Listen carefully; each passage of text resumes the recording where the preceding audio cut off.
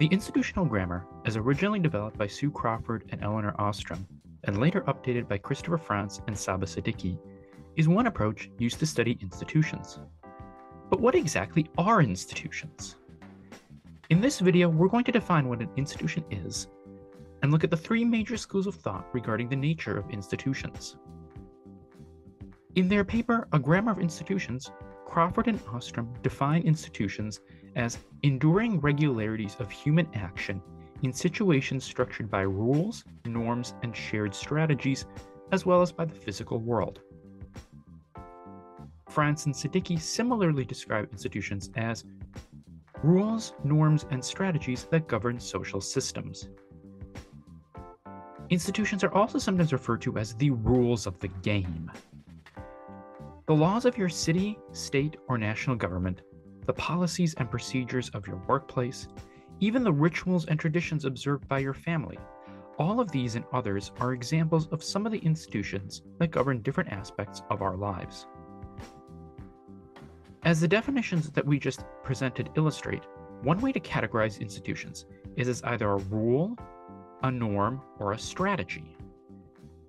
Crawford and Ostrom distinguish between these institution types based on the presence or lack thereof of certain syntactic components in institutional statements. Rules contain attributes, deontic, aim, conditions, and or else. Norms have all these components except for the or else, and strategies lack both an or else and a deontic. Frantz and Siddiqui, alternatively, distinguish these three institution types along semantic lines, as illustrated in this table. Rules, norms, strategies is not the only way that we can classify institutions. Institutions can also be distinguished by whether they are formal or informal. Formal institutions are those that are created through some sort of established decision-making process and are typically, although not always, written down and enforced. Laws passed by a legislature, for example, or a treaty entered by two or more countries, or a verbal agreement granting someone access to a piece of property. Informal institutions are those that we normally think of as social conventions or habits. They're not usually written down, they're not enforced by a court or the police, but either socially enforced or understood to be the way that things are done. Beyond these definitions and taxonomies, there are also three schools of thought that each present their own understandings of what institutions are, how they operate, and how they're formed and evolve.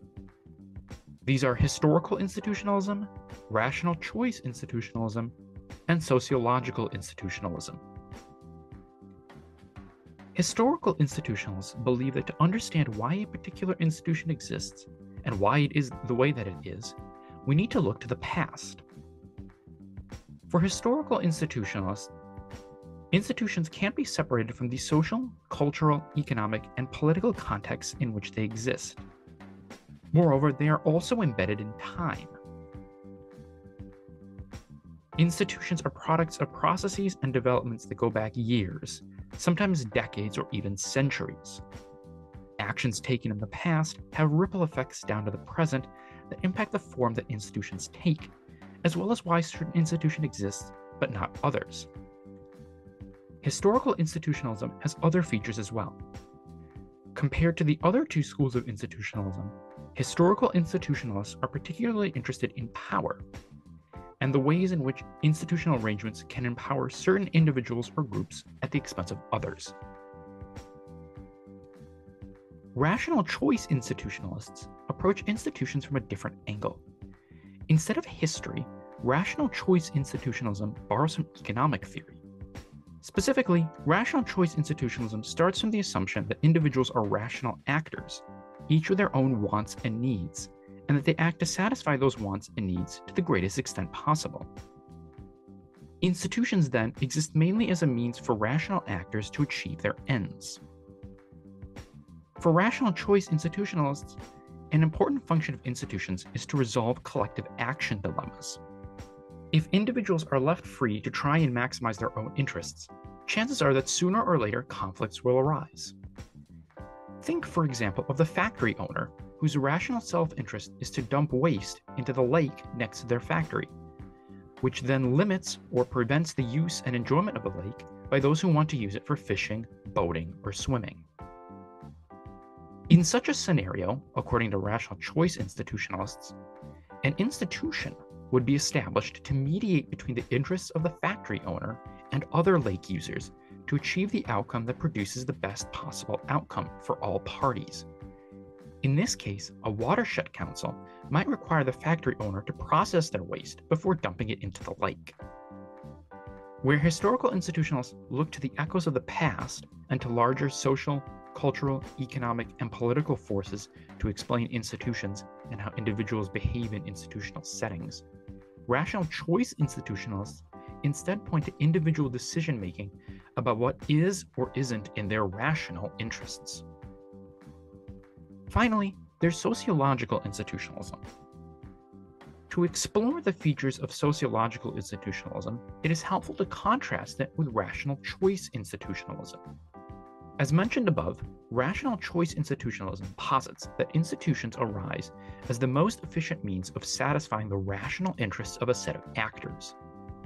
Sociological institutionalists will counter that rationality and interest satisfaction alone is insufficient to explain why institutions exist or how they function. Indeed, an institution may, from a rational choice perspective, be downright irrational. Instead, sociological institutionalists point to culture as the driving force behind institutions. They argue that norms, rules, and strategies emerge from traditions, beliefs, attitudes, and practices associated with a specific culture in which those institutions happen to exist. For sociological institutionalists, even a concept like rationality doesn't exist in the abstract. What constitutes rational or irrational is, according to them, socially constructed, as are any wants or needs that individuals may have an interest in attaining. Historical institutionalism benefits from both the breadths and depths to which it goes to understand institutions. However, compared to the other two schools of institutionalism, it's developed fewer systemic explanations of the nature of institutions. By drawing from neoclassical economics, on the other hand, rational choice institutionalism has a very robust framework for the emergence and development of institutions, as well as the behavior of institutional actors. But that framework may suffer from simplicity. Individuals are not always driven to act solely by what's in their rational self-interest. In drawing our attention to the formative role that culture plays in institutional arrangements, sociological institutionalists can help us make better sense of how certain institutions, and actors within them, function in ways that we may consider irrational or inefficient. On the flip side, sociological models of institutions tend to downplay conflict as an agent of both institutional formation and change. Historical, rational choice, and sociological institutionalism remain dominant institutional perspectives, and there have been attempts to bridge their points of disagreement and create a unified model of institutions. Each institutional perspective has something to offer as far as making sense of the institutions that govern our lives.